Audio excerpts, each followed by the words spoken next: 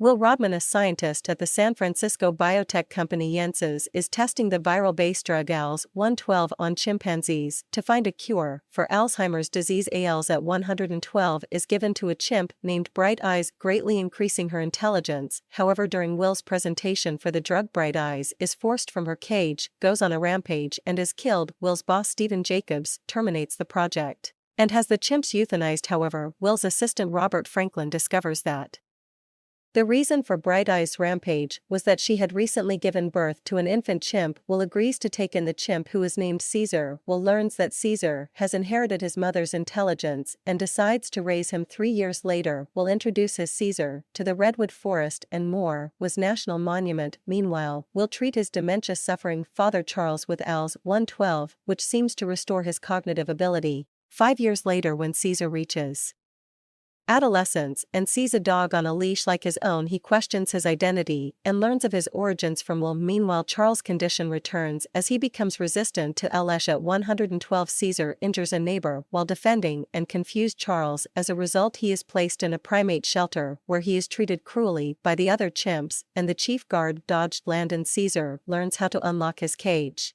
gaining free access to the common area with the assistance of a gorilla named Buck. He confronts the sanctuary's alpha chimp named Rockets and claims opposition. Meanwhile, Jacobs clears development of a more powerful gaseous version of the drug ALS-113 when Will tells him it can also improve intelligence. Will takes the drug home to try to save his father. The Charles declines further treatment and dies overnight after attempting to test the drug on a scarred bonobo test subject named Koba. Franklin becomes exposed to ALS-113 and becomes ill, attempting to warn Will at his home.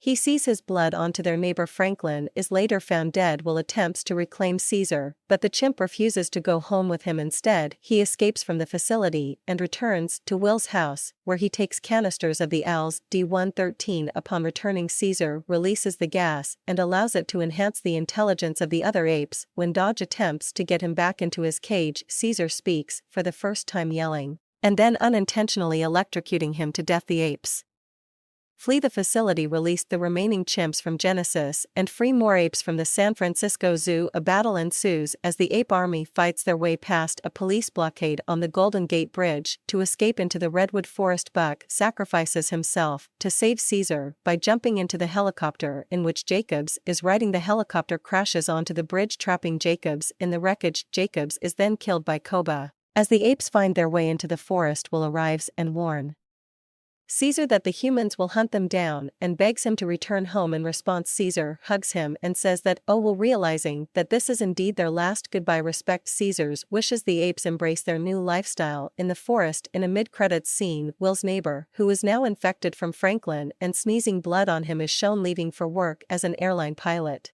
Arriving at San Francisco International Airport for his flight to Paris, his nose begins to drip blood onto the floor. A graphic traces the spread of the humanity-ravaging virus around the globe via international flight routes.